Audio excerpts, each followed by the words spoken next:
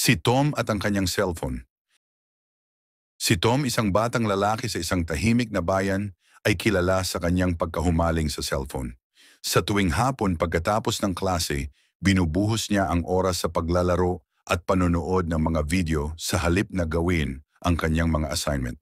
Isang araw nagising si Tom na abala sa kanyang cellphone at hindi agad naisip ang assignment na dapat niyang ipasa.